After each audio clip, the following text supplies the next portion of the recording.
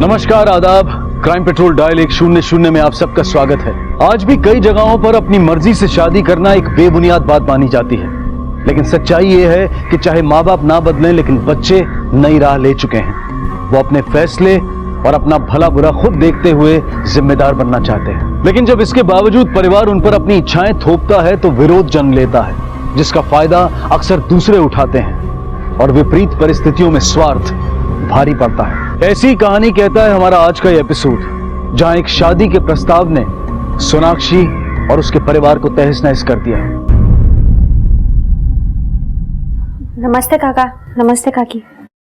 तुझे पता चल गया कि क्या हुआ? तेरा मुंह क्यों उतरा हुआ है? कुछ नहीं आई, बस थोड़ी वीकनेस लग रही है। पढ़ाई के चक्कर में खाना सोना सब बंद कर दिया इसने। अरे भाई ओमकार, एक बात बताओ, अगर डॉक्टर ही बीमार पड़ने लगा तो फिर मरीजों का क्या होगा? काका, डॉक्टर बनने में अभी 1 साल है। ये काका क्या है? पापा कहने की आदत डाल लो अभी। जया काकी के बेटे से शादी उस आवारा से? बाबा, आपने सोच भी कैसे लिया कि मैं उस अनपढ़ से शादी करूंगी? पापा, इतनी पढ़ाई लिखाई मैंने उसके लिए की है क्या? और अभी तो मेरी पढ़ाई भी नहीं पूरी हुई है। पापा, मैं जानती हूँ कि आपका बेटा भी मैं ही हूँ और बेटी भी। सॉरी बाबा, मैं ये शादी नहीं कर सकती।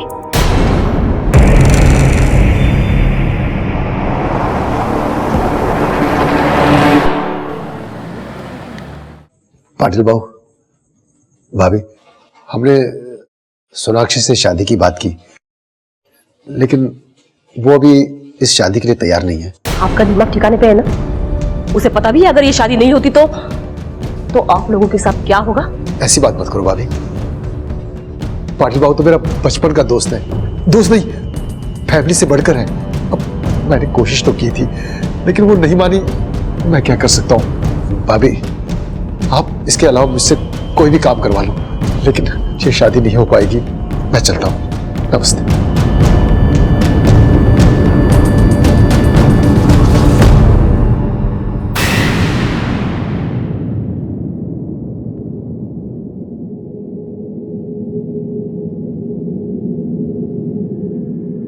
ठीक है।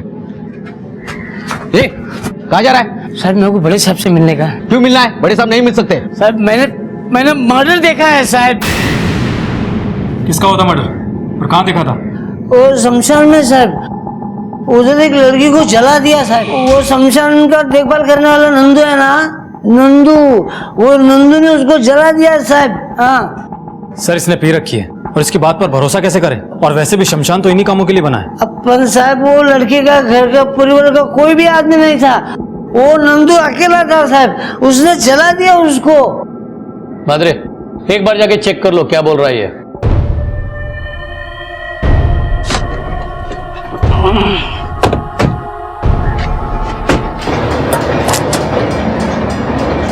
तुम नंदू, यहाँ के केयरटेकर?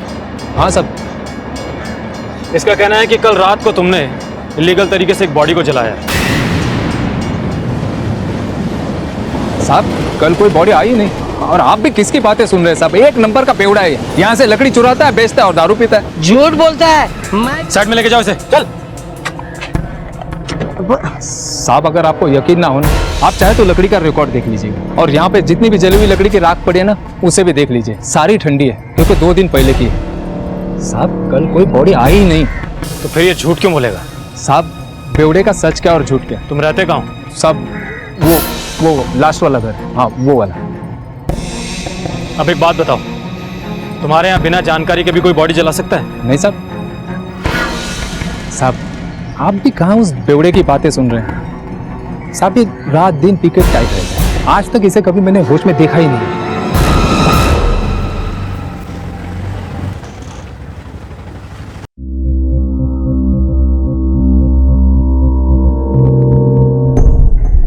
साहब, ये मेरी बेटी सोनाक्षी 2 दिन से लापता है साहब। फोन भी नहीं लग रहा इसको। 2 दिन से लापता है और आप आ जा रहे हो, क्यों? वो आई बाबा को लगा कि पुलिस के पास जाएंगे तो ताई की बदनामी हो जाएगी।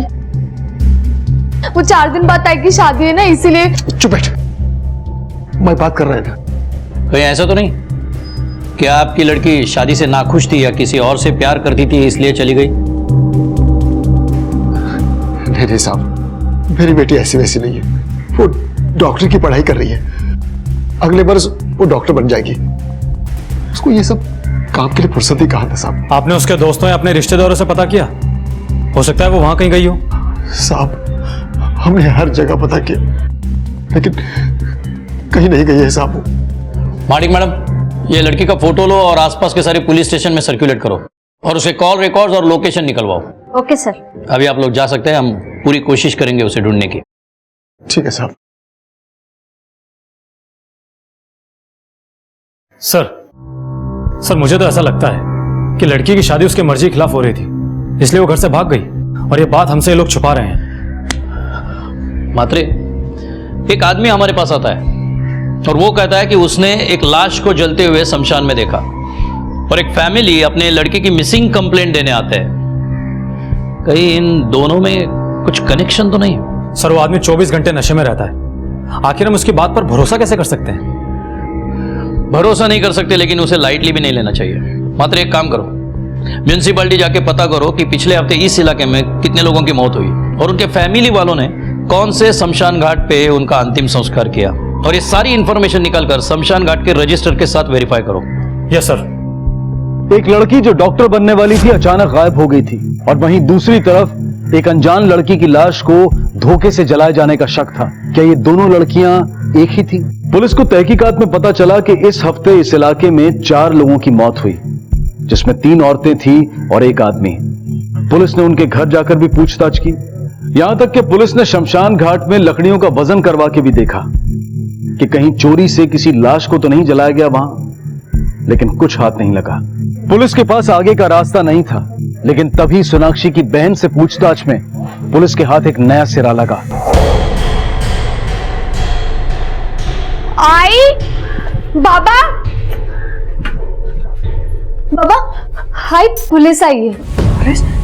सोनाक्षी मिली क्या? हाँ? सोनाक्षी सोनाक्षी सोनाक्षी सब कहा है सोनाक्षी? सोनाक्षी फिलहाल तो कोई खबर नहीं, लेकिन जल्दी पता चल जाएगा।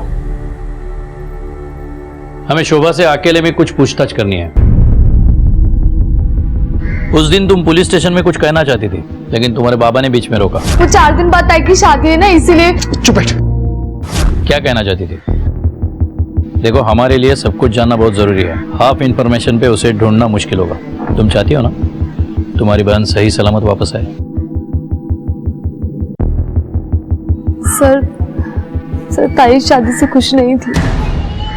किससे शादी हो रही थी उसकी? सर बाबा के दोस्त पाटिल अंकल के बेटे के साथ। अंकल म्युनिसिपल ऑफिसर हैं। सोनाक्षी ने शादी से मना किया था, उसके बाद क्या हुआ? चलो ये तोड़ना चालू करो, तोड़ो, चलो आ जाओ। अरे भाई ये क्या कर रहे हो भाई? पाटिल भाऊ, भाऊ ये क्या हो रहा है? ये क्या कर रहे हैं भाऊ? तेरी दुकान इल्लीगल है, तोड़ने का ऑर्डर है। भाऊ इतने साल से दुकान चला रहा हूँ, किसी ने इल्लीगल नहीं बताया। भाऊ मैं हाथ जोड़ता हूँ, कुछ तो सोचो भाऊ।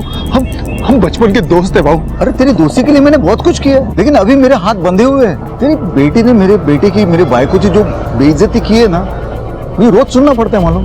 भाऊ सोनाक्षी के लिए मैं माफी मांगता हूँ। माफी मत मांग, फिर अपनी बेटी को समझा, मना उसको शादी के लिए।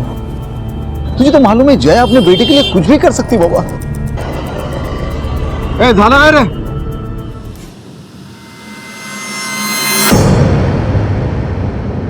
सर शादी की जिद में अंकल ने बाबा से बचपन की दोस्ती 2 मिनट में तोड़ दी थी। सर उसके बाद जया आंटी हमारे घर आई और उन्होंने बहुत झगड़ा किया था। जिस MBBS की अखड़ नहीं है, वो हमारी वजह से बनने वाली है। तू वो पैसे मैंने नहीं, बाबा ने आपसे लिए थे, वो भी ये सोचकर कि अपने बचपन के दोस्त से मदद ले रहे हैं। ऐसा फरामोश, ये अकड़ तब कहा थी जब ये तुम्हारा बाप हमारे सामने भीख मांग रहा था।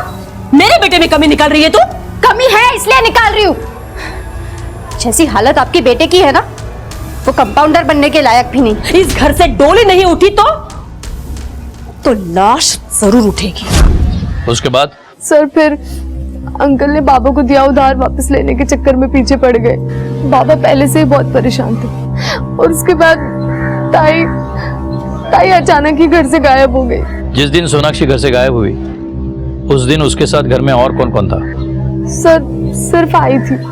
हाँ सर, मैं थी घर पे। सोनाक्षी मेरे को बोल के गई थी कि वो अपने दोस्त के यहाँ जा रही है। मैं किसके पास गई थी उसका नाम नहीं बताया। अरे उसने नहीं बताया तो तुम तो पूछ सकती थी ना। ऐसी लापरवाह होती है कोई माँ? शांतरा, बताइए प्रकाश पाटिल कहाँ रहता है?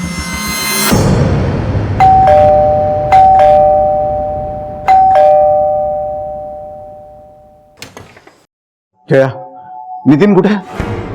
नितिन, नितिन, नितिन! काय झालं? आप इतना चिल्ला क्यों रहे हो? अरे चिल्लाऊं नहीं तो क्या करूं? 2 दिन से सोनाक्षी गायब है। नितिन! बाबा काय झालं? सोनाक्षी कहाँ है? मला काय माहित, मेरा क्या संबंध? जास्त शहाणपणा करू नकोस, जो कुछ भी है सच सच बताना। कहाँ है वो?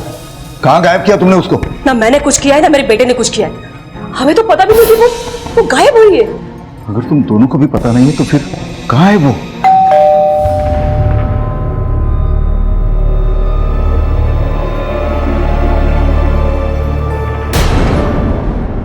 आपको पता है सोनाक्षी गायब हो गई है?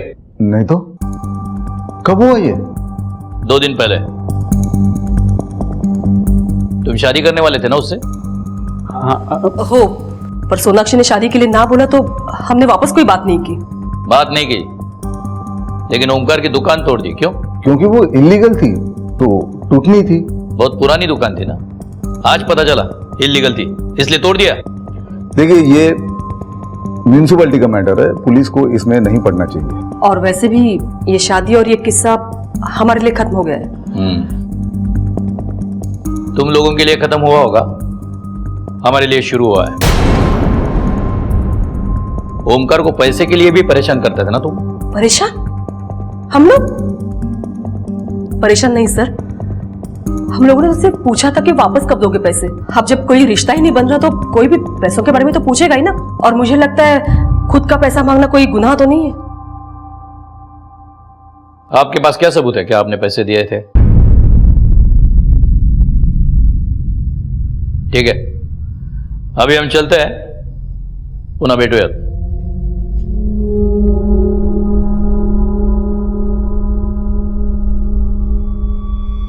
मैं कह रहा हूं अब भी वक्त है, बता दो जो कुछ भी सच है, वरना ही भारी पड़ेगा।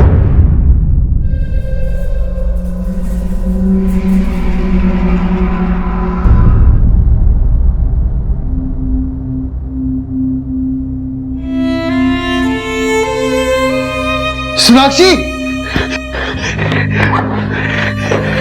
अरे बेटा सोनाक्षी! बाबा, ये देख तेरा डॉक्टर का कोट। थैंक यू बाबा। पहन के तो दिखा, देखे तो सही हमारी बेटी डॉक्टर बनके कैसे दिखेगी। हाँ ताई, पहन के दिखाना प्लीज। अरे ये सिर्फ लैब एक्सपेरिमेंट्स के लिए, इसे पहनने से मैं डॉक्टर थोड़ी बन जाऊंगी। हाँ हाँ पता है अभी नहीं बनेगी, लेकिन पहन के तो दिखा। जब तू डॉक्टर बनेगी ना, मैं पूरे शहर को मिठाइयां बांटूंगा। पूरे शहर का तो पता नहीं, पर पूरे मोहल्ले में जरूर बांटूंगी। पहनना।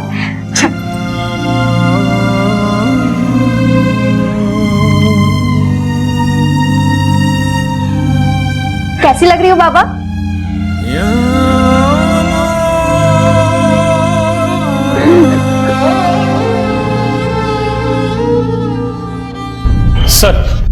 सर ये रहे Sonakshi call records. Sir 1 minute. Sir जिस दिन सोनाक्षी गायब हुई थी उसने नितिन पाटिल के नंबर पर दोपहर 12:20 पर कॉल किया था और 12:25 पर वो चंडिका मंदिर के लिए निकली। इस दौरान उसने नितिन को कई बार कॉल की और 12:40 पर वो चंडिका मंदिर पहुंच गई थी। घर से 10 मिनट की दूरी के फासले पर ही थी और 12:50 पर वो वहां से निकली। तब 1:05 पर उसके नंबर पर एक कॉल आया था। वो नंबर किसी रवि शिंदे के नाम पर रजिस्टर्ड है। 1:15 बजे वो अपने घर वापस पहुंची और 2:15 बजे वो अपने घर से निकली और 2:25 पर टोल नाका के पास उसका फोन ऑफ हो गया था। और हाँ सर, कॉल रिकॉर्ड्स के हिसाब से सोनाक्षी ने नितिन को उस दिन ही कॉल किए थे जबकि रवि शिंदे उसके रेगुलरली टच में था। इन कॉल रिकॉर्ड से बहुत सारे सवाल खड़े हो जाते हैं मात्रे। एक तो ये कि अगर सोनाक्षी चंडिका मंदिर से घर वापस आई थी तो उसकी मां ने हमें यह बताया क्यों नहीं? दूसरा सवाल, अगर वो नितिन से शादी करना ही नहीं चाहती थी तो उसे इतने सारे फोन क्यों किए? तीसरा सवाल, वो चंडिका मंदिर किससे मिलने गई थी? और चौथा अहम सवाल, ये रवि शिंदे है कौन? सर हो सकता है वो सोनाक्षी का बॉयफ्रेंड हो, शायद इसलिए वो नितिन से शादी नहीं करना चाहती। सर ये भी तो हो सकता है कि पाटिल फैमिली के प्रेशर में आकर वो शादी के लिए राजी हो गई हो, या फिर अपने फैमिली के प्रेशर में आकर। इस सब से बचने के लिए सोनाक्षी को एक ही रास्ता दिखाई दिया होगा कि वो रवि के साथ भाग जाए। तुम्हारी रवि के साथ बात हुई? नहीं सर, मैं उसका फोन ट्राई कर रहा हूं लेकिन उसका फोन अब भी स्विच ऑफ आ रहा है। एक मिनट सर। हेलो, क्या? ठीक है, हम अभी पहुंच रहे हैं।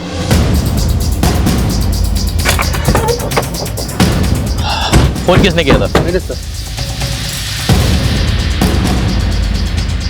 बॉडी का चेहरा तो पूरी तरह बिगड़ गया है। कातिल ये नहीं चाहता कि इसे कोई पहचान ले। सर ये तो अनिल है, वो बेवड़ा जिसने हमें शमशान में बॉडी जलने वाली कंप्लेंट की थी। तुम इतने यकीन के साथ कैसे कह सकते हो? क्योंकि सर मुझे इसका ये कड़ा अच्छी तरह से याद है। उस दिन बीच बचाव में इसी कड़े से मुझे चोट लगी। लेकिन सर एक बात समझ में नहीं आ रही है कि आखिर इसका खून करेगा कौन और क्यों? मैं भी शमशान घाट का वो केयर टेकर नंदू, क्योंकि इसने उसे अनऑफिशियल तरीके से बॉडी जलाते हुए देखा था, इसलिए ये मुसीबत बन गया था उसके लिए। कमान सर, बॉडी को पोस्टमार्टम भेजो। Okay sir. हमें शमशान घाट चलना होगा। Yes sir.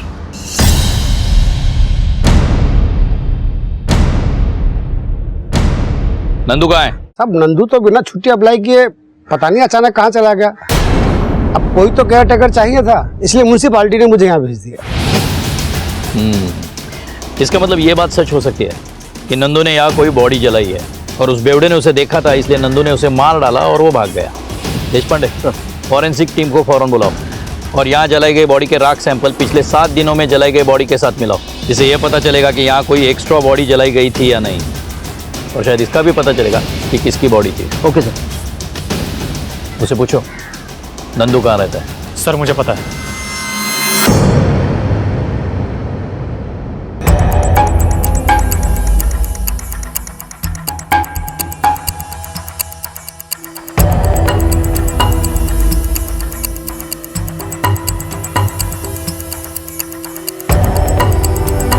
नंदू कहाँ रहता है? इधर रहता है सर।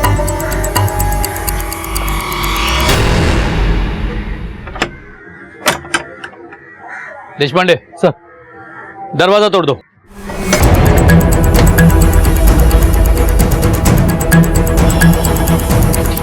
अच्छी तरह से छानबीन करो, कुछ ना कुछ तो जरूर मिलेगा। Yes sir.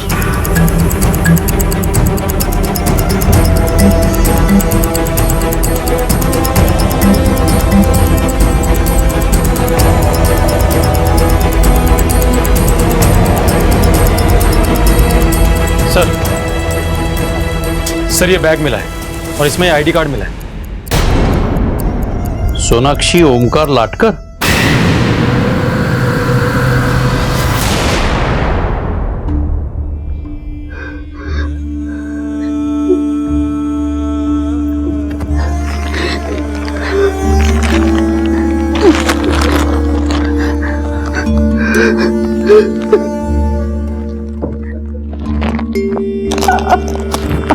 अभी कंफर्म तो नहीं है, लेकिन हमें डाउट है कि ये सोनाक्षी ही है, क्योंकि जो सबूत हमारे हाथ लगे इससे ऐसा लगता है कि ये आपकी बेटी ही है। क्यों साहब, क्यों मारा मेरी बच्ची को? इसलिए क्यों मेरी बेटी ने शादी के लिए मना किया था, इसलिए। तो आपको शक है कि प्रकाश पाटिल ने आपकी बेटी को? रुको रुको, नहीं साहब, मैं ऐसा नहीं बोल रहा था। पाटिल तो मेरा दोस्त है साहब, वो ऐसा क्यों करेगा, वो ऐसा क्यों करेगा साहब?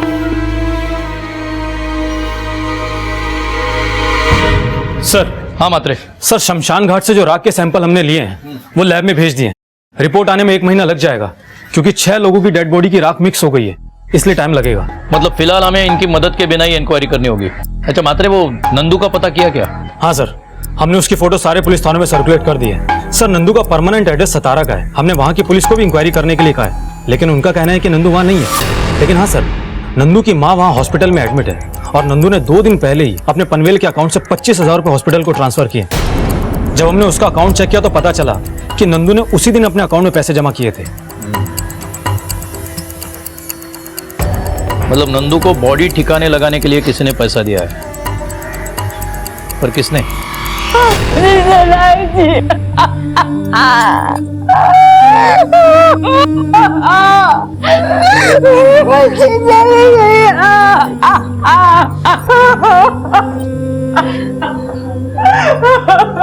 आप लोग जरा बाहर जाइए प्लीज, हमें इनसे कुछ पूछताछ करनी है, प्लीज।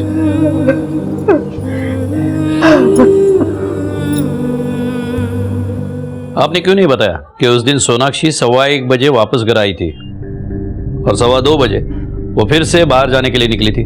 क्योंकि मैं देखी नहीं साहब, मैं खाना खा के सो गई थी। वो कब आई कब गई मुझे कुछ नहीं पता साहब। अजीब माँ है तू, तुम्हारे बच्चे कब आते हैं कब जाते हैं किस हाल में कुछ पता रहता है कि नहीं? मुझे पता था कि ये सब होने वाला है, एक एक पल की नजर रखती मैं उसमें। शोभा, उस वक्त तुम कहाँ थी? सर मैं कॉलेज में थी। अच्छा, तुम लोग किसी रवि शिंदे नाम के लड़के को जानते हो? सोनाक्षी का फोन स्विच ऑफ होने से पहले उसे आखिरी फोन रवि शिंदे के फोन से आया था। सर वो रवि 12th क्लास में ताई के साथ पढ़ता था और वो लोग बहुत अच्छे दोस्त भी थे। सिर्फ दोस्त थे या और कुछ? सर ताई की तरफ से तो कुछ नहीं था, लेकिन रवि की तरफ से था शायद, क्योंकि ताई की शादी पक्की होने के बाद वो एक बार घर के आसपास दिखा था।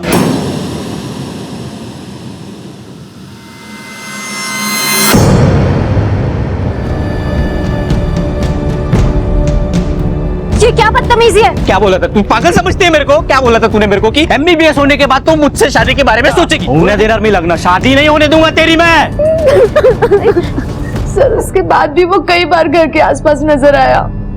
एक बात तो क्लियर है, ये जो भी कुछ हो रहा है वो शादी के चक्कर में हो रहा है, लेकिन कौन हो सकता है? मात्र एक काम करो, ये पाटिल फैमिली और रवि शिंदे की हिस्ट्री निकालो और ये लाटकर फैमिली के भी डिटेल्स निकालो। Okay sir. सर एक बात पूछनी थी आपसे। हाँ, क्या सोनाक्षी के माँ बाप पर भी आपको शक है? शक तो सब पे बनता है। सोनाक्षी का शादी को मना करने की वजह से मोटिव तो सबके पास है, अब पता करना है खून किसने किया है। Yes sir.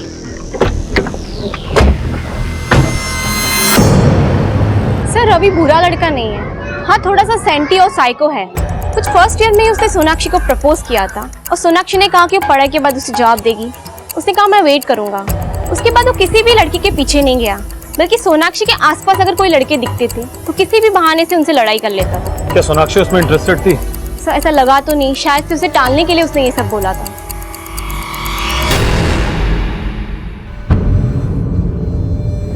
I'm sorry ताई, मुझे माफ कर देना।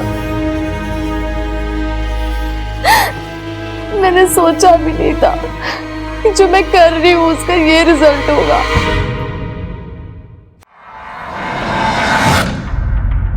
सर। मात्रे, रवि का मोबाइल ट्रैक कर रहे हो ना? हाँ सर, और सर बाकी सब लोगों की भी मोबाइल डिटेल्स आ गई है। इसके मुताबिक सोनाक्षी के गायब होने पर ओमकार अपनी दुकान बनवा रहा था, शोभा कॉलेज में थी और लक्ष्मी अपने घर पर थी। लेकिन सर पाटिल फैमिली के कॉल डिटेल्स चौंकाने वाली है। हमें लग रहा था कि सोनाक्षी चंडिका मंदिर की तरफ गई है, लेकिन उसकी कुछ ही दूरी पर पाटिल का फार्म हाउस है। और सर कॉल लोकेशन के मुताबिक नितिन भी वहीं पर था। और सर सबसे चौंकाने वाली बात तो यह है कि जब सोनाक्षी नितिन से मिलकर निकल रही थी तब उसे उसके घर के पास जया मिली थी, क्योंकि दोनों की लोकेशन सेम है। उन दोनों के बीच में जो भी बात हुई उसके बाद में जया वहां से चली गई थी और सोनाक्षी के फोन के लोकेशन 2:15 पर उसके घर पर ही था। उसके बाद ही वो टोल नाका की तरफ निकली थी। और हाँ सर, इसी रास्ते पर शमशान है। मात्रे, रवि शिंदे का लोकेशन चेक करो। देखो उस वक्त वो टोल नाके के आसपास था क्या? सर रवि का फोन काफी पहले स्विच ऑफ हो गया था, इसलिए उसके मोबाइल की लोकेशन नहीं मिली। इसका मतलब ये पॉसिबल है कि जब सोनाक्षी टोल नाके के आसपास जा रही हो उसी वक्त उसका खून हुआ होगा। शायद वो शहर से भाग रही होगी, उसके बाद उसकी बॉडी शमशान घाट तक पहुंचाई। मतलब नितिन का फार्म हाउस के बाद का लोकेशन क्या है? सर नितिन ने 12:52 पर जया को कॉल किया था, उसके बाद उसका फोन स्विच ऑफ हो गया था। मतलब वो सोनाक्षी का पीछा कर रहा होगा, मतलब जया और नितिन को उठा लाओ। अब ये दोनों ही बताएंगे कि सोनाक्षी को मिलने की बात जया ने हमें क्यों नहीं बताई और नितिन का फोन स्विच ऑफ क्यों था। लेके चलो इन्हें। रुको, आप लोग ये ठीक नहीं कर रहे हो। मेरी पहुंच बहुत ऊपर तक है। तो जाओ ना ऊपर तक। रोका किसने आपको? जवान, गाड़ी में बिठाओ दोनों को। आओ आओ, आइकर सोडा मला, सोडा। अब काय बोलते तुम्ही ये आप ठीक नहीं कर रहे हो साहब। नितिन से मैं अकेले में बात करना चाहता हूं। मैडम को बाहर ले जाइए। काय?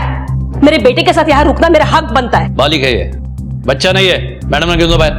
चलो। अरे सोडा, सोडा। चलो बेटा, बेटा कुछ बोलना मत, तुम्हारे पापा आएंगे वकील को लेकर, कुछ बोलना मत। मात्रे पकड़ो, जब ये झूठ बोलेगा तो इसे इनाम देना। Okay sir. चल बता, जिस दिन सोनाक्षी गायब हुई उस दिन तू उसे मिला था ना? नहीं। हाँ। ये तुम्हारे कॉल रिकॉर्ड्स है, साफ दिखता है। जिस वक्त तू फार्म हाउस पे था सोनाक्षी वहीं थी। अब सच बोलेगा या बोल। हाँ, मैं था। प्लीज शादी के लिए मना कर दो, मैं तुमसे शादी नहीं कर सकती। मेरी प्रॉब्लम यह है कि मैं आगे पढ़ना चाहती हूँ। तो रोक कौन रहा है? शादी के बाद पढ़ाई करो। इडियट, मेरी प्रॉब्लम यह भी है कि मैं तुम्हें पसंद नहीं करती हूँ। मैं डॉक्टर बनने वाली हूँ, मुझे कोई भी अच्छा पढ़ा लिखा इंसान मिल सकता है, कोई डॉक्टर, कोई बिजनेसमैन, कोई भी। तभी मैं अपनी फैमिली का ख्याल रख पाऊंगी, शोभा की अच्छी घर में शादी करवा पाऊंगी। इतना सब कुछ होने के बाद मैं तुमसे शादी क्यों करूं? वो तुम सोचो, मेरा फिक्स है, मैं तुमसे ही शादी करने वाला हूं। अगर मुझसे जबरदस्ती शादी करने की कोशिश की ना तो मैं सुसाइड कर लूंगी, लेकिन मैं तुमसे शादी नहीं करूंगी। नितिन से मिलने के बाद जब सोनाक्षी अपने घर गई थी तो आप वहां उसे मिली थी। ये मैं पूछ नहीं रहा हूं, बता रहा हूं। आप दोनों की मोबाइल लोकेशन सेम है। उसके आगे क्या हुआ था ये आप बताएंगे, वो भी सच। उस लड़की के जाने के बाद नितिन ने मुझे फोन किया था, ये बताने के लिए कि उन दोनों के बीच में क्या बातचीत हुई। इसलिए मैं उस लड़की के घर के पास जाके खड़ी हो गई, उसका इंतजार करते हुए। रुको, समझती क्या तुम अपने आप को? हाँ? तेरी वजह से मेरे बेटे ने खुदकुशी करने की बात की है आज। खुदकुशी की बात मैंने की थी, उसने नहीं। देखो, तुम इस शादी के लिए हाँ बोल दो। कभी नहीं। अगर आप मेरे पैर धोकर पियोगे ना तब भी नहीं। अगर तुम नहीं मानोगी तो क्या क्या कर लोगी? क्या करूंगी? सारी दुनिया को बताऊंगी कि तुम्हारी बहन मेरे बेटे के साथ मुंह काला करके घूम रही है। इतना घटिया कैसे सोच लेती हो? शर्म नहीं आती झूठ बोलते हुए? यकीन नहीं आता तो फार्म हाउस की सीसीटीवी फुटेज देख ले। वो वहां गई थी और ठीक 1 घंटे बाद वहां से निकली। ये सच है या कहानी? आपको यकीन नहीं होता तो आप मेरे फार्म हाउस की सीसीटीवी फुटेज देख लीजिए। और हाँ, अगर आपको शोभा मिले तो उससे पूछना जरूर कि मेरे घर पे आके उसने क्या कहा था। फिलहाल तो मेरे इतने ही समझ में आ रहा है कि इतना ब्लैकमेल करने के बावजूद भी जब आपकी बात सोनाक्षी ने नहीं मानी तो आपने और आपके बेटे ने मिलकर उसे मार डाला। उसके थप्पड़ का बदला भी तो लेना था। देखिए सर, मुझे जो कहना था मैंने कह दिया। अब मेरा वकील आपसे बात करेगा।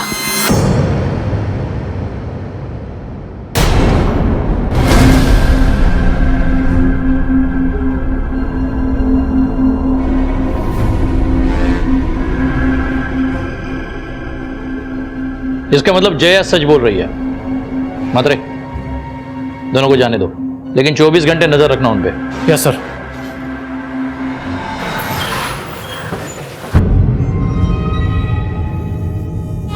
आपने पुलिस को क्यों नहीं फोन किया? फोन करके क्या करते साहब, पहले ही लुट चुका हूं, अब सिर्फ शरीर बचा है। देखिए, आपका ये रवैया ठीक नहीं है और ये मारपीट, गुंडागर्दी किसी का पर्सनल मामला नहीं हो सकता, समझे? फिलहाल हम शोभा से कुछ पूछताछ करने आए हैं। शोभा से आपको क्या बात करनी है साहब? इसने क्या किया है? इसने सोनाक्षी की जगह लेने की कोशिश की है। तुम जया से मिलने उसके घर क्यों गई थी? बोलना। क्यों गई थी? सर, क्योंकि ताई की शादी की बात के बाद वो हमेशा टेंशन में रहती थी। जब देखो सुसाइड करने की बात करती थी वो। ताई, मेरी तो किस्मत ही खराब है शोभा। उस गधे से शादी करने से तो अच्छा है कि मैं मर जाऊं। शोभा, मैं पढ़ना चाहती हूँ, डॉक्टर बनना चाहती हूँ। प्लीज मुझे इस सबसे बचा ले, मेरी मदद कर दे। मैं इसके बाद तुझसे कुछ नहीं मांगूंगी। और सर, ताई की हालत मुझसे देखी नहीं गई, इसलिए मैं जया आंटी के घर गई उनसे मिलने। तुम्हें क्या लगता है तुम्हारा बाप उसे पढ़ा पाएगा आगे? कम से कम हम खर्चा तो उठा लेते। आंटी, प्रॉब्लम ये है कि ताई को नितिन पसंद ही नहीं है। काय? मेरे ही घर में आके मेरी बेटे के बारे में बुराई कर रही हो? नहीं आंटी, मैं नितिन की बुराई नहीं कर रही, मैं तो ये कह रही हूँ कि ताई की जगह मैं नितिन से शादी करने के लिए तैयार हूँ। ये क्या पक दिया तूने? अकल घास चढ़ने गई थी। शांत रहिए आप, शांत रहिए। फिर जया ने क्या कहा? शक्ल देखी थी आपने कभी? हाँ, मुझे ऐसे बिना शक्ल और बिना अक्ल वाली बहू नहीं चाहिए, मुझे तो पढ़ी लिखी सोनाक्षी जैसी बहू चाहिए। सर मुझे पता चल गया था कि जया आंटी नहीं मानेगी, इसलिए तुम नितिन से मिलने उसके फार्म हाउस पर गई।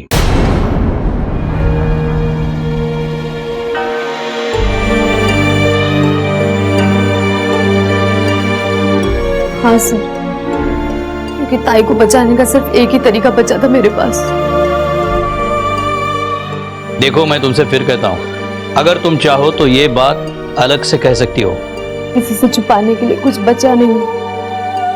जब मुझे कोई रास्ता नहीं नजर आया तो मैं नितिन से मिलने उसके फार्म हाउस गई। क्या तुम यार? वो मुझे तुमसे कुछ कहना है। हाँ?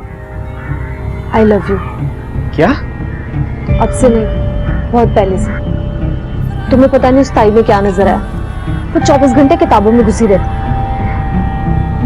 वो तुम्हें कुछ नहीं दे सकती और मैं तुम्हें सब कुछ दे सकती हूँ जो तुम चाहते हो।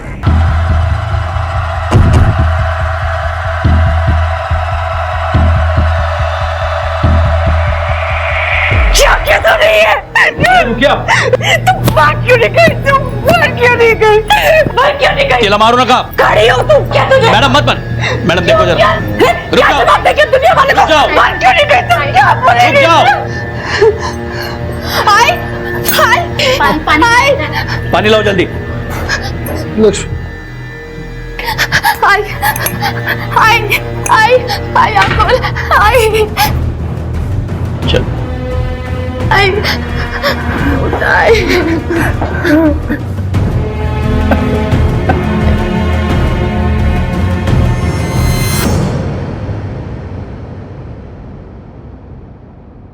शोभा ने सोनाक्षी को बचाने के लिए अपना सब कुछ लुटा लिया, जिसे हम कत्ल का मोटिव मानते थे।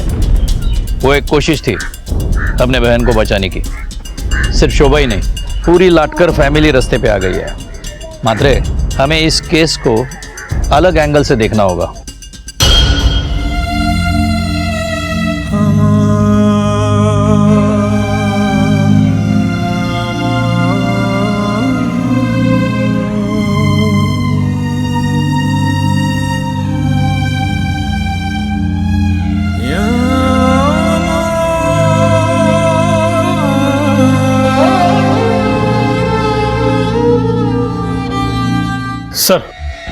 सर म्यूनिसिपैलिटी ऑफिस स्टाफ से एक नई जानकारी मिली है कि ओमकार ने बहुत पहले ही अपनी दुकान के लीगल पेपर बना लिए थे, लेकिन पाटिल ने उन पर कभी साइन नहीं किए। सर शायद ये प्लानिंग उसके दिमाग में बहुत पहले से थी। इसका मतलब सोनाक्षी पे उन लोगों की नजर बहुत पहले से थी। हो सकता है सर। और हाँ सर, ये भी तो हो सकता है कि जया सोनाक्षी को नहीं मना पाई तो नितिन ने प्रकाश के साथ मिलकर ये क्राइम किया हो।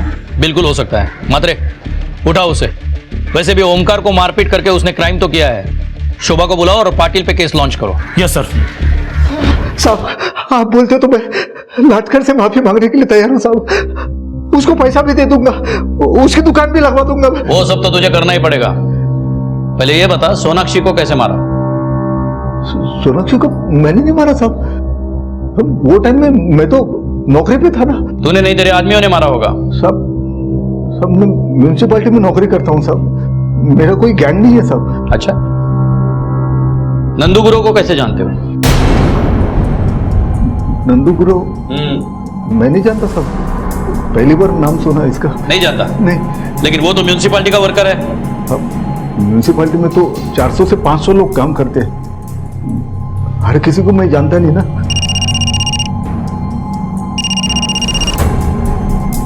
हेलो, ठीक है सर। रवि शिंदे पुणे पुलिस के हाथ लगे हैं, वो लोग उसे लेकर आ रहे हैं। जब तक ये नहीं बताता नंदू गुरु को कैसे जानता है, तब तक तबीयत पानी देते रहना उसे। शोभा ने सुसाइड कर लिया। What?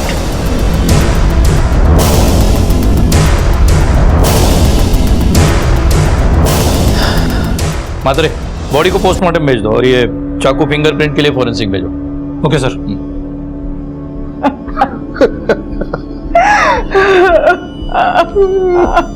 Sir sir Ravi Shinde को पूना पुलिस लेके पहुंच चुकी है। सर मेरा विश्वास कीजिए, मैंने नहीं मारा है सोनाक्षी को। धमकी दी थी ना तूने उसे? जिस दिन सोनाक्षी गायब हुई है लगातार फोन कर रहा था उसे, क्यों? हाँ सर, ये बात सच है कि मैं उसे फोन कर रहा था, लेकिन मैं उसे मिलना चाहता था इसलिए फोन कर रहा था।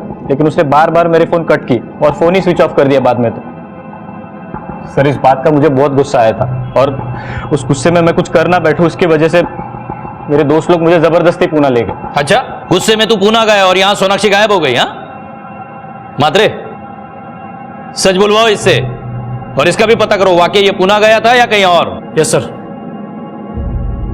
रवि पुणे में ही था यह साबित हो चुका था और 3 महीने बाद शमशान से मिले अवशेषों की फोरेंसिक रिपोर्ट ने भी यह साबित कर दिया कि अज्ञात लाश सोनाक्षी की ही थी।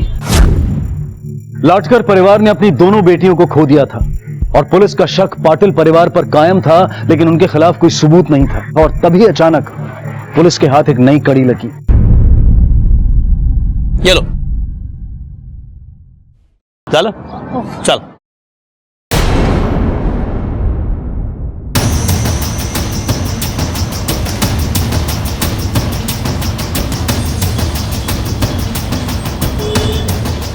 काय झालं? निघूया का? निघूया?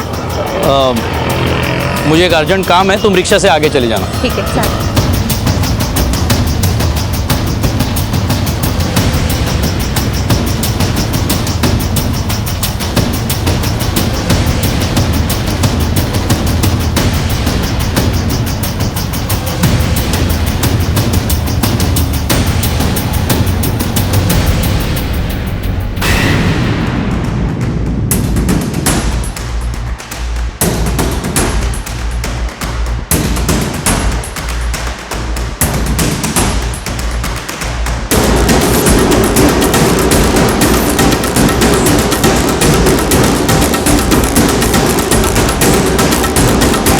ठहरो। बता दो साहब, बता दो साहब, उस बेवड़े अनिल को मैंने मारा सर। वो बेवड़ा मेरे को बहुत तंग कर रहा था। ए पैसा नहीं देने का क्या? हाँ चल पैसा निकाल। हाँ नहीं तो देख मैं वापस से पुलिस के पास जाएगा। पैसा दे चल। कहाँ से लाऊं इतना पैसा? झाड़ लगा क्या मेरे पास? हर रोज उठ के चला आता है पैसा मांगने। आखिर कब तक दूंगा तुझे पैसा? जब तक मैं जिंदा है ना तेरे को पैसा देना ही पड़ेगा, समझा? जल्दी चल। तू जो कल दिया था ना वो तेरा आखिरी पैसा था, समझ? तेरी तो ये ले पैसा चाहिए, रुक देता हूँ तुझे पैसा। ये ले पैसा। चला बोल, सोनाक्षी को क्यों मारा? बोल। बोला साहब, सोनाक्षी को मैंने नहीं मारा सर, मैंने तो सिर्फ उसकी बॉडी जलाई थी साहब, चोरी से। तूने नहीं मारा तो और किसने मारा? किसने तुझे 25,000 रुपए दिए जो तूने दूसरे दिन डिपॉजिट किए बैंक में? लक्ष्मी ताई ने साहब। हाँ मैंने ही मारा है उसे। मैं क्या करती, वो बहुत स्वार्थी हो गई थी। उसके शादी के लिए मना करने से हम लोग क्या क्या झेल रहे थे, उसे इसकी परवाह ही नहीं थी। सोनाक्षी ने सारी हदें पार कर दी थी, ये जानते हुए भी कि हम सब कितनी बड़ी मुसीबत में आ सकते हैं। सोनाक्षी, अपने अलावा कुछ और दिखाई देता है तुझे या हम सबको मार के जाएगी तू? ये क्या बोल रही हो आई? क्या बोल रही हो? मतलब कुछ दिखाई नहीं देता तुझे आजकल? तुझे घर की हालत देखी है? अरे तेरे बाबा की हालत देखी है, सब तेरी वजह से। तो क्या चाहती हो? अब सबकी हालत सुधारने के लिए मैं अपनी जिंदगी बर्बाद कर दूं? इतनी मेहनत पढ़ाई लिखाई सब कुएं में फेंक दूं? भाई मैं आखिरी बार बोल रही हूँ, मैं नितिन से शादी नहीं करूंगी। देख सोनाक्षी, ना आज न फिर कभी। नहीं करूंगी मतलब नहीं करूंगी। नंदू की याद आई, वो मेरे गांव का है। मैं सीधे नंदू के पास गई, उसे सब कुछ बता दिया।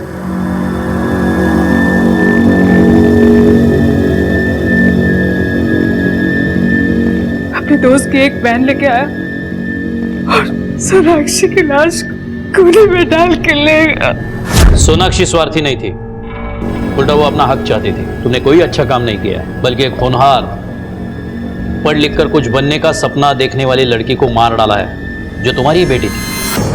लक्ष्मी को सोनाक्षी के कत्ल के लिए और नंदू को सबूत मिटाने और अनिल के कत्ल के लिए गिरफ्तार किया गया। ये दोनों इस वक्त जुडिशियल कस्टडी में हैं। बच्चों को माँ बाप के प्रति अपनी जिम्मेदारी समझनी चाहिए, वहीं माँ बाप को भी बच्चों को समझने की जरूरत है।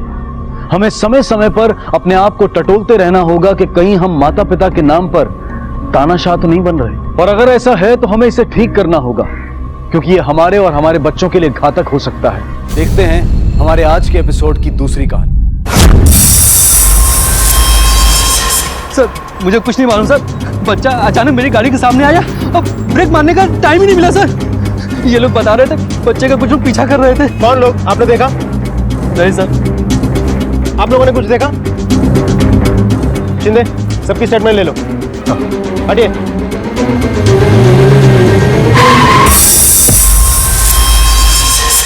बच्चे की उम्र करीब 9 से 10 साल होगी। हॉस्पिटल ले जाने से पहले उसकी मौत हो चुकी थी।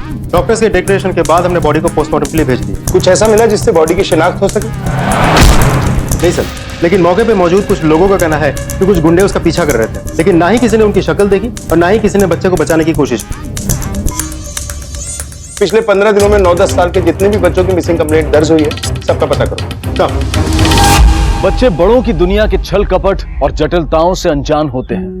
उनका मन ऐसे छल कपट से दूर अपनी मासूम दुनिया में मग्न होता है, लेकिन कभी कभी उनकी यही मासूमियत उन्हें किसी अनदेखी मुसीबत में डाल देती है। ऐसी मुसीबत जिससे वो अनजान होते हैं, और कभी कभी ये मुसीबतें इतना विकराल रूप ले लेती हैं कि उनकी जान पर बनाती है। ऐसा ही कुछ हुआ था इस 10 साल के बच्चे के साथ, और यही बड़े और समझदारी का दावा करने वाले लोग ऐसे मासूम बच्चे को अपनी आंखों के सामने, किसी की भी इंसानियत और संवेदना नहीं जागी उसकी मदद करने के लिए।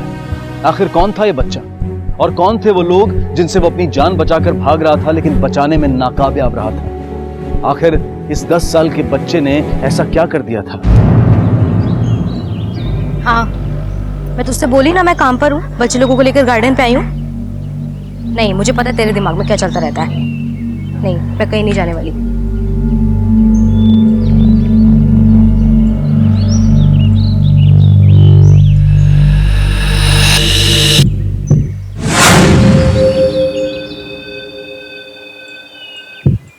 गिरना नहीं, हाँ? मैं भी आ रही हूँ। मम्मी, मम्मी, मम्मा, मम्मा, मम्मा, मम्मा, क्या हुआ सुजी बेटा? ऐसे चिल्ला क्यों रही है? वो पीयू को कोई उठा के लेके गया। क्या? पीयू को कौन उठा के ले गया उसे? वो सामने वाली आंटी। इससे सडनी उतरी। अरे मेरी वाइफ आपके बच्चों को क्यों उठाएगी? बोलने से पहले सोचो तो सही कि क्या बोल रहे हो। उन्होंने नहीं उठाया है। इन्होंने देखा, इन्होंने देखा, वॉचमैन ने देखा, सबने देखा, सबने। क्षितिज, क्या हुआ? क्षितिज, पीयू कहाँ है? मिसेस अग्निहोत्री पीयू को लेकर कहीं चली गई है। देखो आपको कुछ गलतफहमी हुई है। रीना ऐसा कर ही नहीं सकती। बहुत तंग कर लिया तुमने। आज तक तुम्हारी उम्र का लिहाज करके मैं चुप था, लेकिन बहुत बर्दाश्त से बाहर चली गई है। अगर तेरी बीवी ने कुछ नहीं किया है, सारे बिल्डिंग के लोग यहाँ पे, वो कहाँ पे? हाँ देखिए, तमीज से बात कीजिए, वो कहीं काम से गई है। देखिए मिस्टर अग्निहोत्री, बहाने मत बनाइए। अरे आज तो आपने हद कर दी। आप इसे इग्नोर मत कीजिए। अभी के अभी पुलिस कंप्लेंट कीजिए आप। अरे हाँ क्षितिज, हमें अभी के अभी पुलिस स्टेशन चलना चाहिए। चलो। मम्मा आई एम सॉरी, मैं पीयू के साथ ही थी और आई एम सॉरी। नहीं बेटा नहीं, इसमें तुम्हारी कोई गलती नहीं है। तुम एक काम करो, तुम माला आंटी के साथ घर जाओ। हाँ मैं और पापा भी थोड़ी देर में आते हैं। हाँ?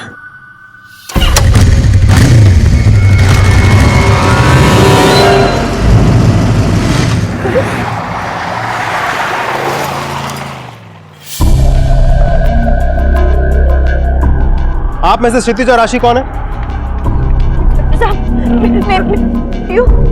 मैं क्षितिज हूँ। और ये मिसेस अग्निहोत्री है। ये हमारी बच्ची को लेके भाग गई थी। हाँ हमें पता है, ये आपकी बच्ची को हमारे पास लेकर आई थी, और आप दोनों के अगेंस्ट कंप्लेंट है कि आप बच्चों के साथ अत्याचार करते हैं, मारपीट करते हैं उनके साथ।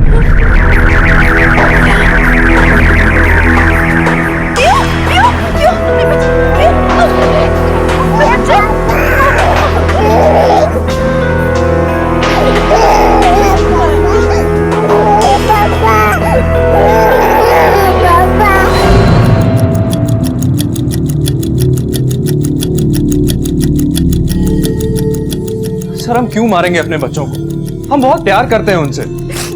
और सर, मिसेस अग्निहोत्री को हमसे क्या प्रॉब्लम है हमें नहीं पता, लेकिन वो बिल्डिंग में हर किसी से झगड़ा करती रहती है। आपको यकीन ना हो तो आप बिल्डिंग में जाके किसी को भी पूछ लीजिए।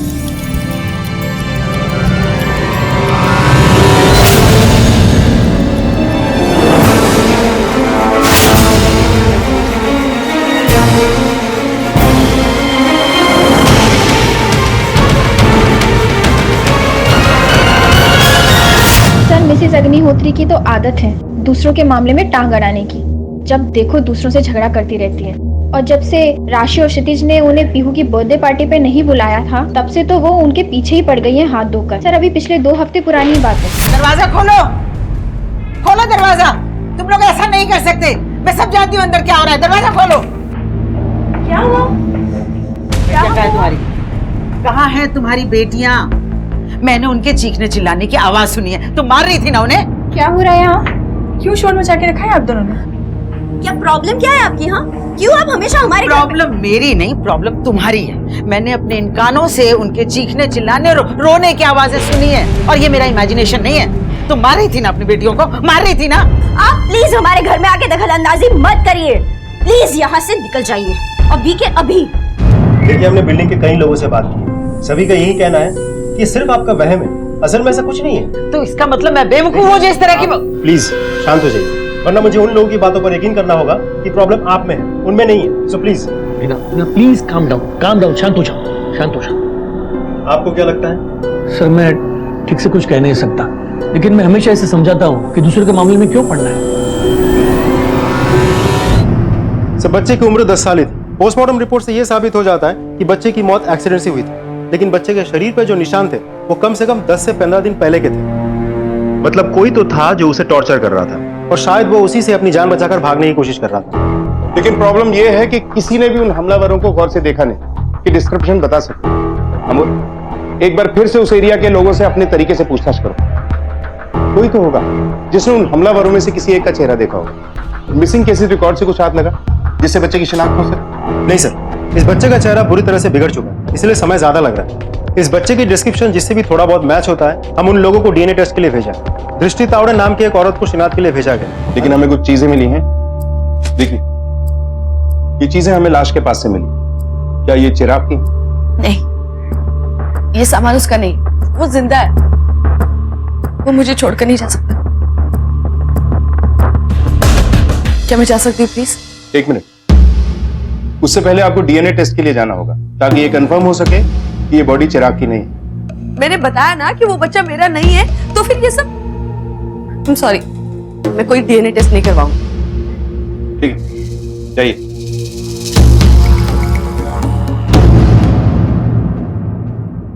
अमूल, इस दृष्टि की दृष्टि में मुझे दोष दिखाई दे रहा है, वरना डीएनए टेस्ट की बात सुनकर इस तरह रिएक्ट नहीं करती है। सर, हमें डीएनए टेस्ट के लिए इंसिस्ट करना चाहिए था। डीएनए टेस्ट के लिए कोर्ट का ऑर्डर चाहिए होता है, उसके लिए अप्लाई कर दो और इस पे नजर रखो। डिटेल्स निकालो इसकी। Yes sir.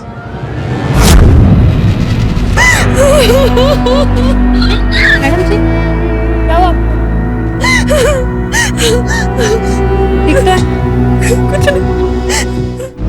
सर, दृष्टि एक एनजीओ में काम करती है। ऐसे एनजीओ में जहाँ नाबालिग बच्चों से कुछ क्राइम हो जाता है ना, उनके सुधार के लिए काम करता है। शायद इसलिए ऐसी है। और उसके ससुराल वाले अलग से उसके बच्चे की कस्टडी के लिए लड़ रहे हैं। बेचारी परेशान है। और मुझे तो लगता है सर, पिछले दिनों उसके साथ जो कुछ भी हुआ ना, वो शायद उसके सास ससुर ने कराया होगा। मतलब ऐसा क्या हुआ था उसके साथ?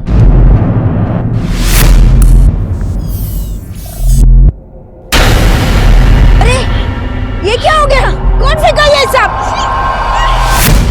सर, ये तो एक किस्सा है, ऐसा उसके साथ कई बार हुआ है। कभी किसी ने उसके ऊपर इंक फेंकी, तो कभी किसी ने उसके ऊपर गुब्बारे फेंके, और सर एक बार तो उसके ऊपर किसी ने अंडे भी फेंके थे।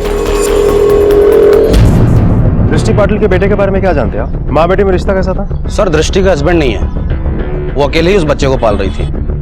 लेकिन दृष्टि बहुत स्ट्रिक्ट है सर, छोटी छोटी गलतियों पर सजा देती थी, और वो भी ऐसी कि इंसान सोच भी नहीं सकता। वो बेचारा तो बहुत अच्छा बच्चा था। चिराग, यहाँ क्यों खड़ा है?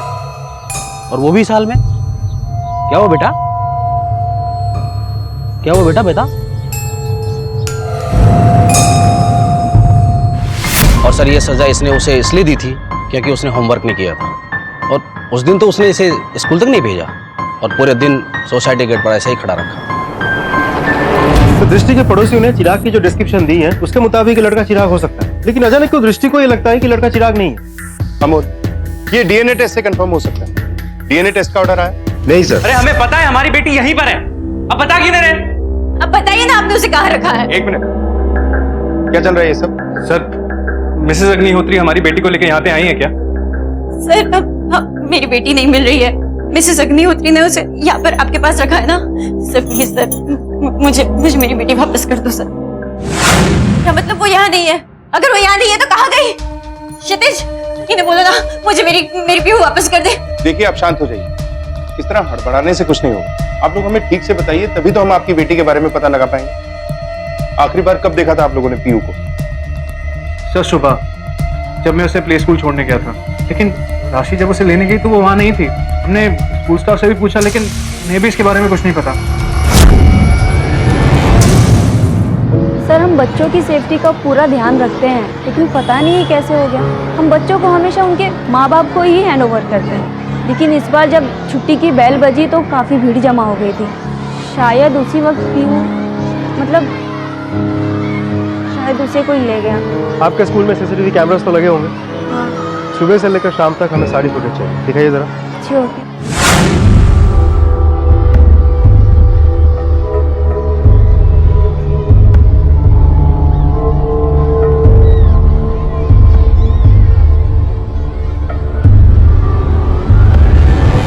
स्कूल के सीसीटीवी में दिख रहा है कि आपकी बेटी किसी की तरफ गई थी, लेकिन भीड़ की वजह से पता नहीं चल पाया कि वो है कौन। सर मैं यकीन के साथ कह सकता हूँ कि वो औरत कोई और नहीं, मिसेस अग्निहोत्री ही है। आपने ऐसा सोचा भी कैसे कि मैं बच्ची को किडनैप करूंगी? ठीक है, पिछली बार मैंने उसे उठा लिया था, लेकिन सीधे आपके पास लेकर आई थी ना। सर हम तो सुबह से दोनों घर से बाहर ही नहीं निकले, क्या तो वॉचमैन से पूछ सकते हैं? मुझे पता है कि उन्होंने ही अपनी बेटी के साथ कुछ गलत किया है। आपने कभी सुची को देखा है? कितना शांत रहती है वो बच्ची, कभी किसी से कोई शिकायत नहीं करती, कोई मस्ती नहीं करती है, और इतनी छोटी बच्ची इतनी समझदार हो सकती है? मैं आपको फिर से बोल रही हूँ कि उन्होंने ही पीहू के साथ कुछ किया है। आप कम से कम सुची को तो बचा लीजिए प्लीज।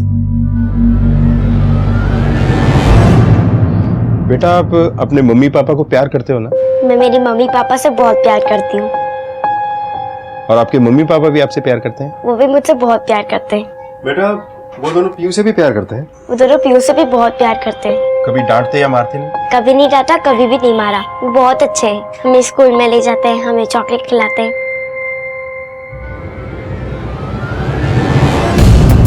सर मिस्टर अग्निहोत्री का कहना है कि वो लोग आज दिन भर घर पे ही थे। अमोल, घर पे होने का मतलब ये नहीं है कि वो लोग ये काम कर नहीं सकते।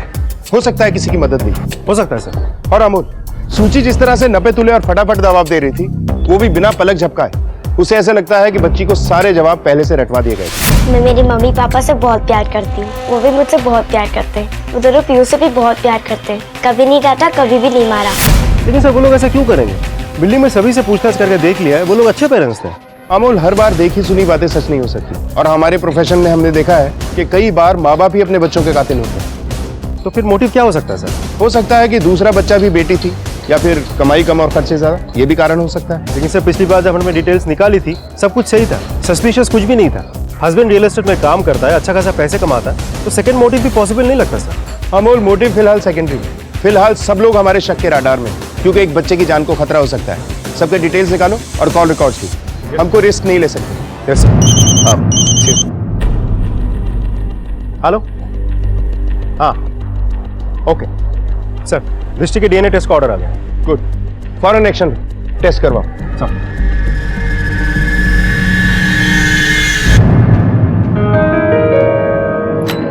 अंदर आ सकता हूँ? जी आइए। Thank you. सब मेरे बेटे के बारे में कुछ पता चला? नहीं, आपके बेटे के बारे में तो कुछ पता नहीं चला, लेकिन हमें आपके डीएनए टेस्ट का ऑर्डर मिल गया। DNA test? वो मेरा बेटा हो ही नहीं सकता, मैंने कहा ना आपसे। देखिए, वही पता करने के लिए हमें ऑर्डर मिला है, और ये भी साबित हो जाएगा आप कितना सच बोल रही है और कितना झूठ। और इन सब के बाद भी अगर आप डीएनए टेस्ट करवाना नहीं चाहती हो तो आई एम सॉरी, हमें आपको अरेस्ट करना पड़ेगा। ठीक है, मैं आ जाऊंगी। सर रुकिए सर, जी बोलिए। सर ये मेरा बेटा आदित्य है, ये आपको कुछ बताना चाहता है। बोलो बेटा, क्या बताना चाहते हो? अंकल चिराग अपनी आई से बहुत गुस्सा था क्योंकि वो उसे हमेशा पनिश करती थी, इसलिए हम दोनों ने मिलकर उनके ऊपर गोबर फेंका था।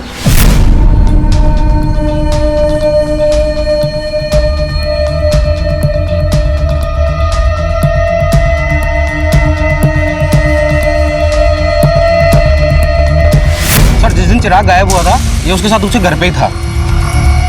बोलो बेटा, क्या हुआ था? उस दिन मैं और चिराग उसके घर में खेल रहे थे। यासिन ये वाला निकाल दो।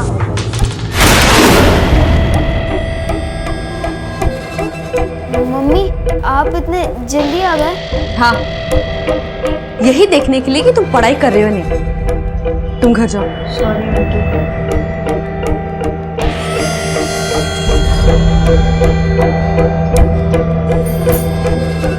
बहुत हो गई तुम्हारी मस्ती। सर जब ये इसने मुझे बताया तो मैंने इसे बहुत डांटा। देखिए, बिल्कुल भी जरूरी नहीं है कि हम बच्चे को हर बात डांट के या मार के ही समझाएं। प्यार से भी हम समझा सकते हैं, और इन सब के बावजूद भी इसने जो किया बहुत बहादुरी का काम किया। बेटा, you are brave boy, God bless you. Police का शक सही साबित हुआ। चिराग वाकई अपनी मां की वजह से घर छोड़कर भागा था।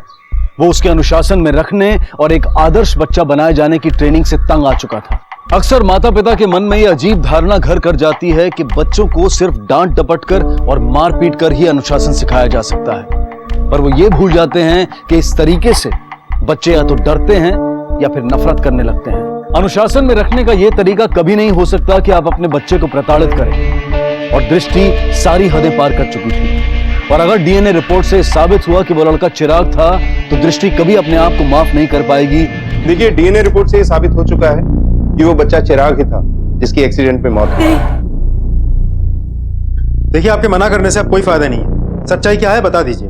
देखिए, मैं समझ सकता हूँ कि माँ बाप के लिए अपने बच्चे को खोने का दुख कितना दर्दनाक होता है, खासतौर पे जब ये पता हो कि बच्चा अपनी ही गलती की वजह से गया है। लेकिन अब पछताने से कोई फायदा नहीं, वो जा चुका है, अब कभी वापस नहीं आएगा।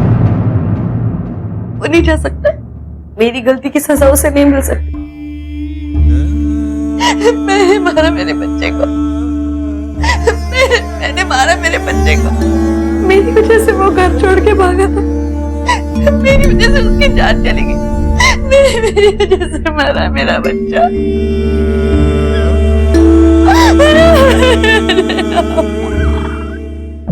सर, क्या दृष्टिकोण को वाकई नहीं पता था कि वो लोग कौन थे जो चिराग के पीछा कर रहे थे, जिसके चक्कर में चिराग की जान चली गई? अभी तक तो मुझे ऐसे ही लगता है कि दृष्टि इन लोगों को नहीं जानती, पर फिर भी कुछ कहा नहीं जा सकता। नजर रखो इसको, कॉल रिकॉर्ड से करवाओ। हो सकता है अब दृष्टि ही हमें उन तक लेकर जाए। जी सर।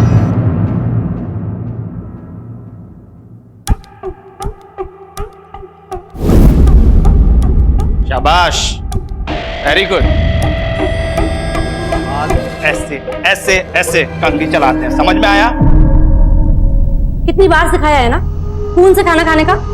खून लो और अब मिक्स करो। ऐसे खाना खाते हैं। और ये क्या, पूरे मुंह में खाना लगा लिया, पूरे हाथ में फैला लिया। आपको बताया है ना कि डिसिप्लिन में कैसे खाना खाते हैं, है ना? क्यों, कैसे और किसने ये जुर्म किए थे, पुलिस को उस तक पहुंचना था, लेकिन उन्हें इस बात का बिल्कुल अंदाजा नहीं था कि ये दोनों केसेस एक दूसरे से जुड़े हुए थे। तो पोस्टमार्टम रिपोर्ट के मुताबिक पीयू की मौत 12 से 1 बजे के बीच हुई है। मतलब 12 बजे जब वो अनजान इंसान पीयू को ले गया था, जिसकी तरफ पीयू खुद गई थी। पीयू के शरीर के घाव देखकर ऐसा लगता है कि जिसने भी ये किया है वो पीयू से बेहद नफरत करता था। जब तक फॉरेंसिक रिपोर्ट नहीं आ जाती तब तक ये पता लगाना मुश्किल है कि ये घाव कितने पुराने हैं। पीयू के नाखून से मिले स्किन की फॉरेंसिक रिपोर्ट आने तक हमें वेट करना पड़ेगा। मुझे पता है कि उन्होंने ही अपनी बेटी के साथ कुछ गलत किया है। अमोल, मिसेस अग्निहोत्री के अलावा अब तक हमारे पास कोई सस्पेक्ट नहीं, और मिसेस अग्निहोत्री के खिलाफ भी कोई सबूत नहीं है हमारे पास। कोई तो ऐसी कड़ी है जो अब तक हम जोड़ नहीं पाए, मगर वो कौन सी कड़ी?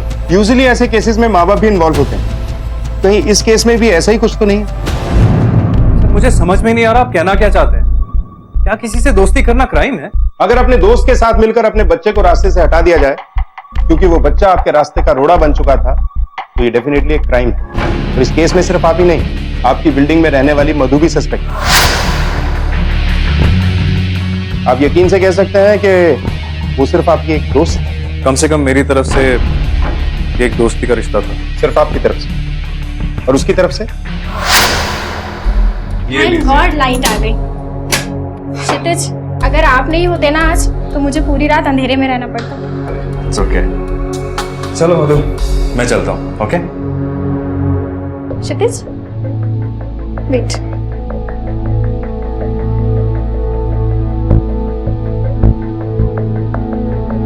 जाने से पहले थैंक यू ड्रिंक नहीं पियोगे? मैं वैसे भी अपना अकेलापन दूर करना चाहती हूँ, बहुत अकेला फील करती हूँ। मधु प्लीज, मुझे लगता है मुझे चलना चाहिए। सर, उसने मुझे दूर कर दिया था। उसने तुम्हें दूर कर दिया था? कहीं इसीलिए ही तो नहीं तुमने उसे उसकी बेटी से दूर कर दिया? सर, ये आप क्या कह रहे हैं? मैंने ये जानबूझकर नहीं किया था, बस हो गया था। और सर, उसके लिए बाद में मुझे रियलाइज भी हुआ, इसलिए मैंने नेक्स्ट डे जाकर क्षितिज से माफी भी मांगी। सर, मुझे लगता है कि अगर कोई इन्वॉल्व है तो वो है माला, काम वाली बाई। क्योंकि सर, जिस दिन मिसेस अग्निहोत्री ने पीहू को उठाया था, उसी दिन राशि और क्षितिज ने माला को काम से निकाल दिया था। और हाँ सर, आज जब सब ने माला को काम से निकाल दिया तो सिर्फ मिसेस अग्निहोत्री ने ही उसे काम पे रखा हुआ है। साहब, मैं उस दिन मदद की थी मधु मैडम की पीयू को उठाने में।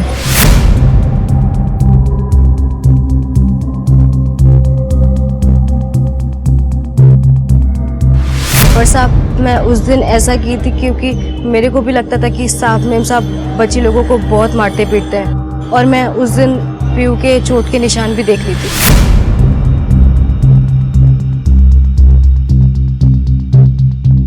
स्पोर्ट्स ये निशान तो सबको होते हैं। पर मैं उधर बोलने वाली कौन होती थी साहब, इसीलिए फिर मैं अग्निहोत्री मैडम के पास गई और उनको जाके सब बताया। उनको तो पहले से ही शक था कि वो लोग बच्ची लोगों को बहुत मारते पीटते हैं। मैं अग्निहोत्री मैडम को बोली थी साहब कि उनको जो करना है करे, पर जब तक वो पीयू को आपके पास लाती तब तक सारे निशान चले गए थे। इसीलिए मैं और भी डर गई थी साहब कि अगर किसी को मालूम पड़ा कि मैं भी इन सब में हूँ तो मैं तो गई। चल जा। हाँ बोल। टाइम आ गया कि क्षितिज और राशि से दोबारा से बात की जाए। चलो। Excuse me sir. हेलो, ठीक है सर, चिराग के केस में एक इंपॉर्टेंट लीड हाथ लगी। ठीक है, तुम वहां जाओ, मैं यहाँ देखता हूँ। सर चलो। आप ऐसे कैसे कह सकते हैं? मैं अपनी पीयू के साथ ऐसा क्यों करूंगी? देखिए सर, आप मेरी बच्ची के कातिलों को ढूंढने के बजाय मुझे पर शक कर रहे हैं। सर, राशि ठीक कह रही है।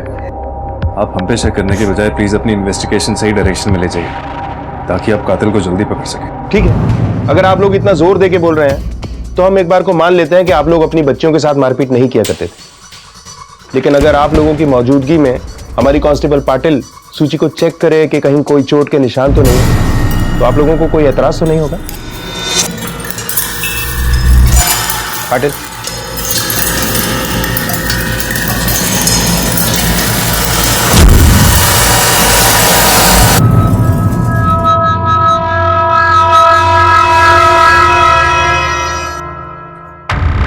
सर,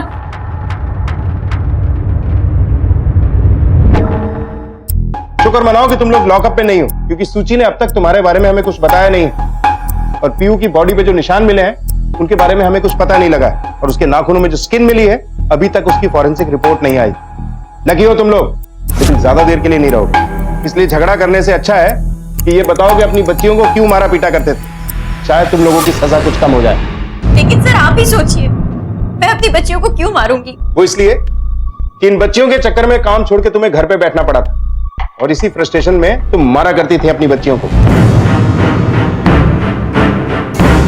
सर, आप ऐसा कैसे बोल सकते हैं? मेरी बेटियां मेरे लिए सब कुछ है। मैं मजबूरी में नहीं, खुशी से उनका ध्यान रखती थी। मैं उनसे बहुत प्यार करती हूँ। इसीलिए एक 7 साल की बच्ची को एक 3 साल की बच्ची का ध्यान रखने के लिए लगाया हुआ था तुमने। और जब सूची पीयू का ठीक से ध्यान नहीं रख पाती होगी तो पनिशमेंट के तौर पे तुम उसे मारती होगी। पीयू की मौत के तुम प्राइम सस्पेक्ट हो। जैसे ही तुम्हारे खिलाफ सबूत मिल जाएगा तुम सलाखों के पीछे होगे।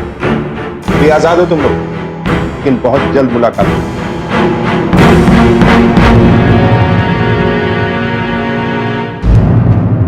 ठीक से बैठो, कमर सीधी। शाबाश। तुम भी बांधो ठीक से। पता है ना तुम सबको चिराग का क्या हाल हुआ था? वही हाल तुम सबका होगा, समझे? सर, पानी एक दुकानदार को इस बात का गिल्ट हो कि उसके सामने एक बच्चा मारा गया लेकिन उसने कुछ नहीं किया। तो उस गिल्ट से बाहर आने के लिए उसने उसका हुलिया बताया। ये रहा स्केच। हमने खबरों को अलर्ट कर दिया और स्केच को भी हर जगह सर्कुलेट कर दिया।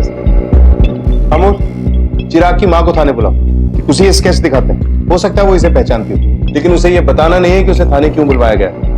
हो सकता है अचानक ये स्केच देखकर हड़बड़ा कर वो कुछ बोल दे।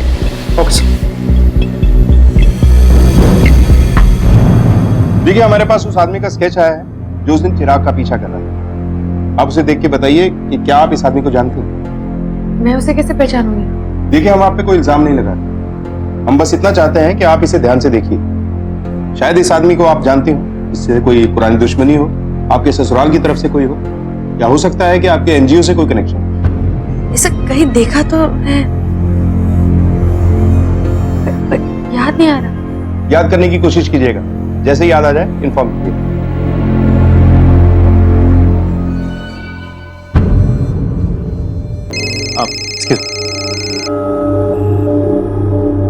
हेलो। हाँ सर, मुझे याद आ गया कि मैंने उस आदमी को कहाँ देखा था जिसका स्केच आपने मुझे दिखाया था। कहाँ देखा था? सर, मैंने उसे पहले ना हमारी बिल्डिंग में देखा था।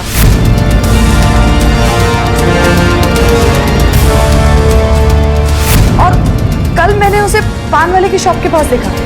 ओके। इस आदमी को देखा है? हाँ साहब, देखा है ना, ये तो हमारे दुकान पे आते हैं पान बीड़ी सिगरेट खरीदने के लिए।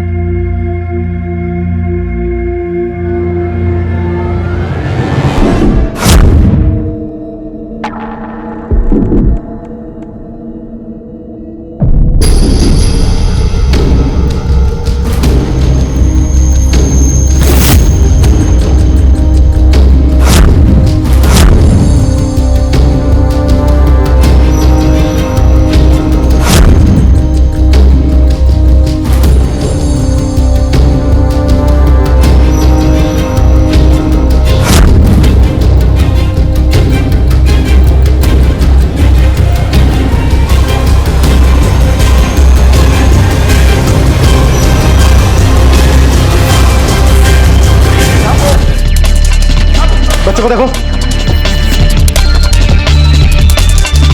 सब बच्चा जिंदा है। हॉस्पिटल ले चलो, उठा लो बच्चे को।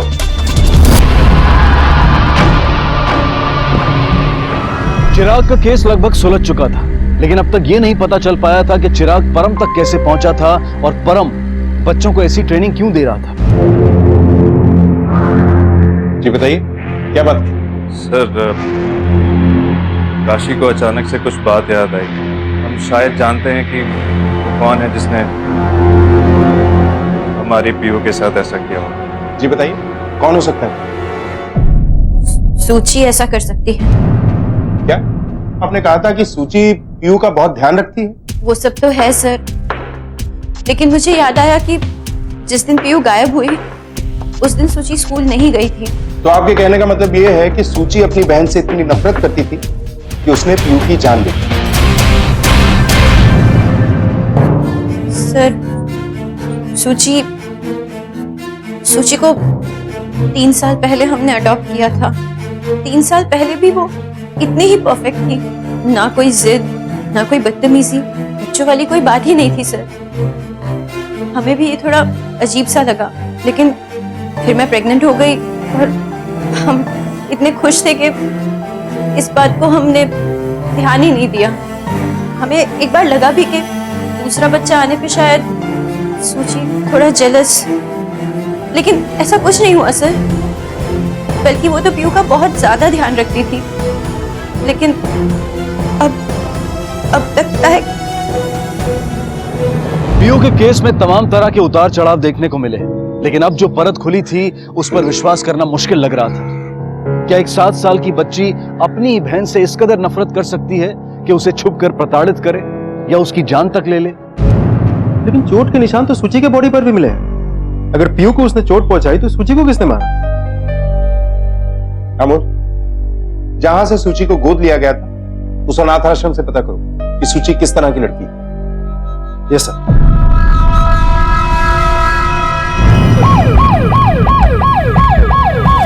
सूची एकदम आदर्श लड़की थी साहब। उसने कभी किसी को परेशान नहीं किया, इसीलिए तो इतने सारे बच्चों के बीच में उसे सबसे पहले गोद दिया गया। अब आपके स्टाफ के साथ बात कर सकते हैं? जी बिल्कुल।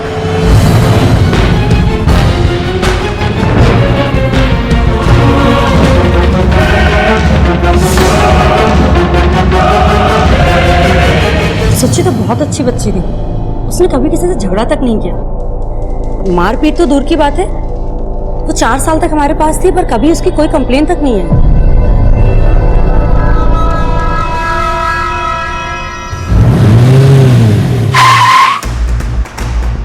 सर, अनाथ आश्रम में सबका यही कहना है कि सूची बहुत अच्छी बच्ची है, वो ऐसा कुछ कर ही नहीं सकती। इसका मतलब है कि उसके माँ बाप खुद को बचाने के लिए सूची पे झूठा इल्जाम लगा रहे हैं।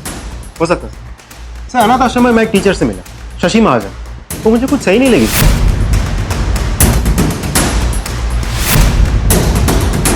अमोल, उस टीचर पे नजर रखो, हो सकता है उसके पास कोई इंफॉर्मेशन है और वो हमसे छुपा रही है। Yes sir. पुलिस पीयू के केस को भी हल करने की उम्मीद में थी और वो अपनी मंजिल के काफी नजदीक भी थी। और जब पीयू के नाखूनों में मिले मांस की फोरेंसिक रिपोर्ट आई तो उन्हें उनकी मंजिल मिल गई थी। लेकिन जो सच सामने आए वो कल्पना से भी परे थे और पुलिस को जिस बात का डर था वो सच साबित हुआ। सर, परम के साथ वालों ने मुंह खोला, कुछ बताया? अभी तक तो नहीं सर, लेकिन कोशिश जारी है। वैसे पीयू के नाखून से मिले स्किन की फॉरेंसिक रिपोर्ट आ चुकी है सर।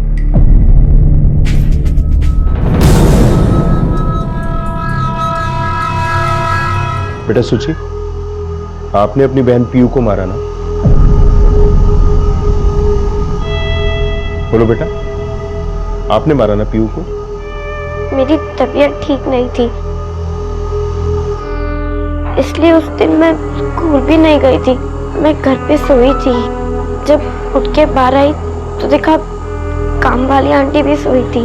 मुझे लगा पीयू को स्कूल में लेने गई होंगी, पर वो भूल गई थी और मम्मी भी घर पे नहीं थी, तो मैं पीयू को स्कूल से लेने चली गई।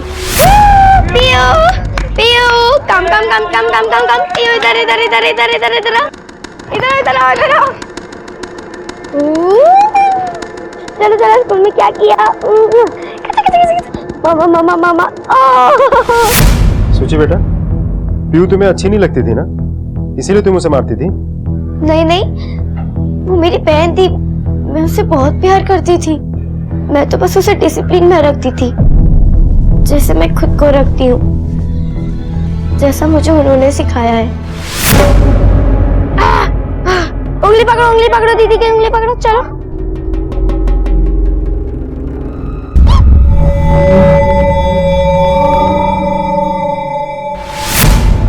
मैं तो उसे अच्छा बच्चा बनना सिखा रही थी, क्योंकि मम्मी पापा को तो अच्छे बच्चे चाहिए ना, जो डिसिप्लिन में रहे।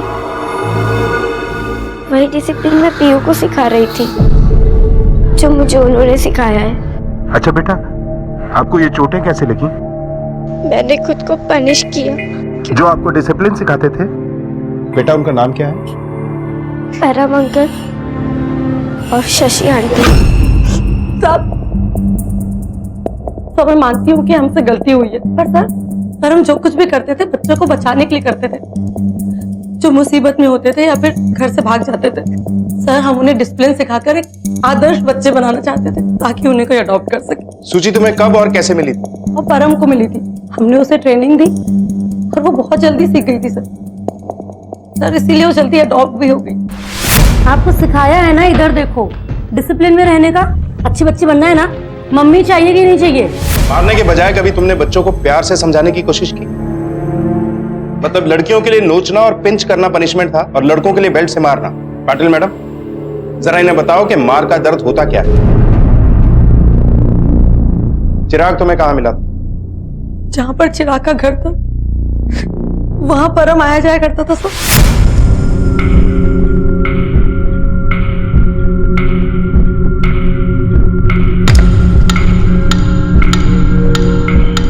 जिस दिन चिराग अपने घर से भागा, परम उसे सीधा हमारे पास ले आया और हमने उससे कहा कि अगर वो डिसिप्लिन में रहेगा, हमसे ट्रेनिंग लेगा तो हम उसे अच्छे माँ बाप दिलवाएंगे। पर वो बहुत एग्रेसिव था सर, किसी की बात नहीं सुनता था। परम ने उसका पीछा किया और चिराग का एक्सीडेंट हो गया। ये सब तुमने पैसों के लिए किया? पैसों के लालच में ना जाने कितने बच्चों की जिंदगियां बर्बाद कर दी। किसके लिए काम करती? कौन देता था तुम्हें पैसे? पैसों के लिए नहीं सर, मैं तो अपनी माँ के लिए करती थी। मेरी माँ बच्चों को परफेक्ट बनाना चाहती थी, इसलिए मैं भी उनको ट्रेनिंग देती थी। कौन है तुम्हारी माँ? मैंने ये सब इसलिए किया ताकि बच्चों को फैमिली मिल सके, उन्हें माँ बाप का प्यार मिल सके। तेरा मार कर, टॉर्चर करके। अगर जरा सी तकलीफ देके बच्चों को माँ बाप को प्यार मिल सकता है, उन्हें फैमिली मिल सकती है, तो इसमें बुरा क्या है? आप नहीं जानते अनाथ क्या होता है, मुझसे पूछिए। 18 साल की उम्र में अनाथ आश्रम वालों ने घर से बाहर निकाल दिया। फैमिली क्या होती है, बच्चे क्या होते हैं, ये तब पता चला जब मेरी शादी हुई। अनाथ होना बहुत दुखदाई होता है साथ, बहुत दुखदाई।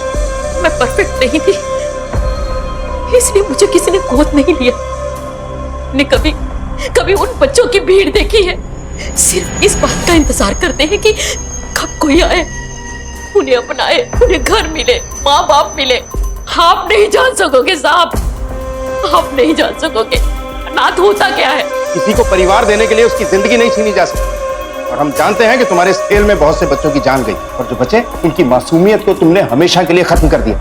तुम्हारा ये तरीका, तुम्हारी ये सोच किसी भी ढंग से सही नहीं है।